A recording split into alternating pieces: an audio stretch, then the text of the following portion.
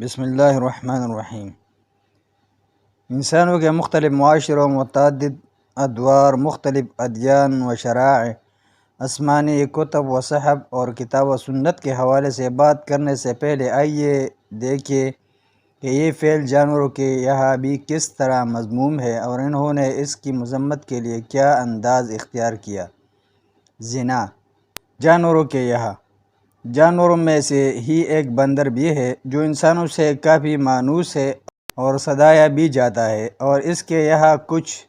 فطانت یا سوجھ بوجھ کا پایا جانا بھی معروف ہے، لیکن اس کے باوجود بندر ایک جانور ہی تو ہے۔ اس فحاشی و بدکاری کو تو بندروں نے بھی برا قرار دے دیا ہے۔ ایک واقعہ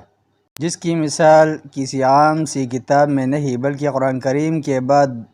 دنیا کی صحیح ترین کتاب صحیح بخاری شریف کتاب مناقب الانصار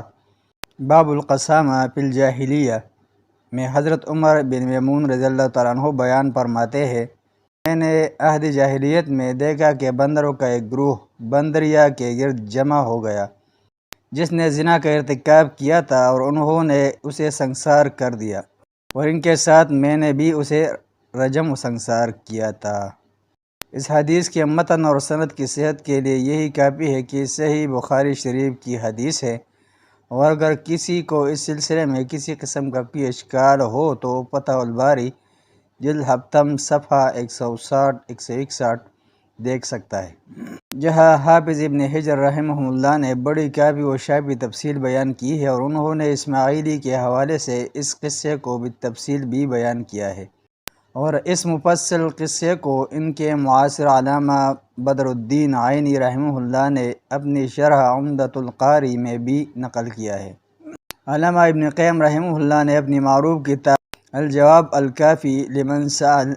عن الدواء الشافی میں اس قصے کو ذکر کرتے ہوئے لکھا ہے،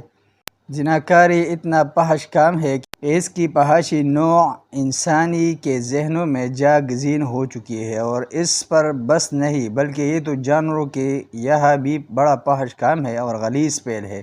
اور آگے انہوں نے بخاری شریف میں مذکور بندروں والا واقعہ نقل کیا ہے۔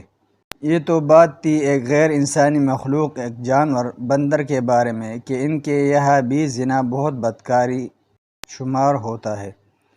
حتیٰ کہ انہوں نے اس کا ارتکاب کرنے والی ایک بندریا کو سنسار کیا، اور یہی سزا شادی شدہ زانی عورت کے لیے اسلام میں بھی ہے،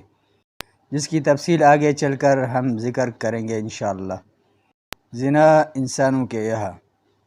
جو فعل غیر انسانی مخلوق کے یہاں اتنا قابل گرفت و مذمت ہے، او بنی نوع انسان کے یہاں کتنا قابل عقاب و ملامت ہو سکتا ہے۔ یہ کوئی ڈکی چھپی بات تو ہے نہیں، لیکن پھر بھی تذکیر کے لیے ہم یہ بات ذکر کر دینا مناسب سمجھتے ہیں کہ نہ صرف مہذب و متمدن قومیں بلکہ بنی نوع انسان کے تمام طبقے